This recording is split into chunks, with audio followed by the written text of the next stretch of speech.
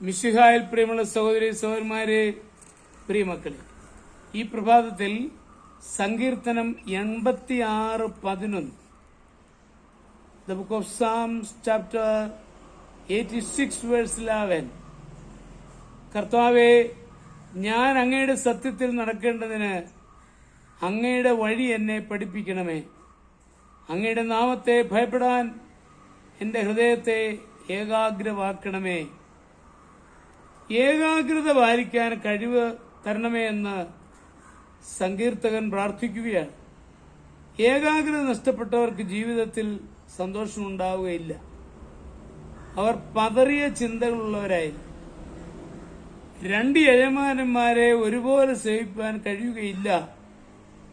അഭ്യുദയകാംക്ഷിയായി അഭിനയിക്കുകയും രഹസ്യമായി ചതിവ് ചെയ്ത് നശിപ്പിക്കുവാൻ ശ്രമിക്കുകയും ചെയ്യുന്നവരുണ്ട്.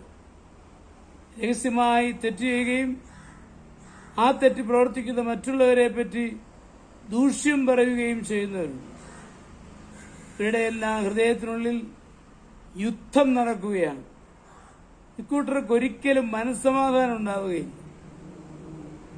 ആത്മീയ ജീവിതം നയിക്കുകയും പണത്തിനായി ആർത്തിപ്പെടുകയും ചെയ്താൽ സ്വസ്ഥതയുണ്ടാവുകയില്ല.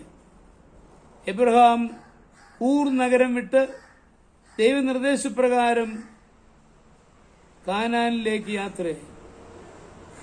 ഈ കാൽവെപ്പ് ഉത്തമമാണെന്ന് ലോത്ത് ചിന്തിച്ചു. ഇബ്രാഹിമിനോട് കൂടെ ലോത്തും യാത്രയായി.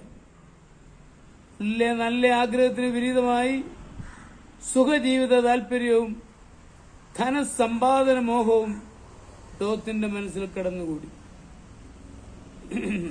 സോദോം ഗൊമോറ ദേശങ്ങളിലെ സമൃദ്ധിയുള്ള നാട്ടിൽ ലോത്ത് സ്ഥിരതാമസമാക്കി.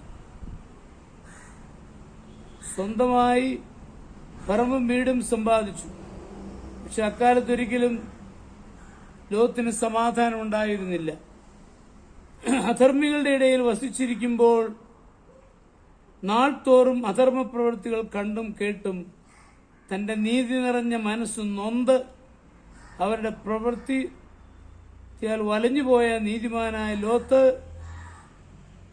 എന്ന് വിശുദ്ധ പത്രോസിന്റെ ലേഖനത്തിൽ പറഞ്ഞിട്ടുണ്ട്.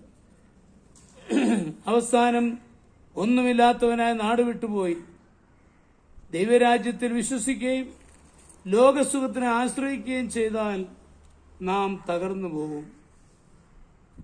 നമ്മുടെ കർത്താവ് ഈശോ മിശിഹായുടെ കൃപയും പിതാവായ ദൈവത്തിന്റെ സ്നേഹവും പരിശുദ്ധാത്മാവിന്റെ സഹവാസവും പരിശുദ്ധ അമ്മയുടെ മധ്യസ്ഥതയും നിങ്ങളെല്ലാവരോടും കൂടി ധാരാളമായിട്ടുണ്ടായിരിക്കും. എപ്പോഴും എന്നേക്കും.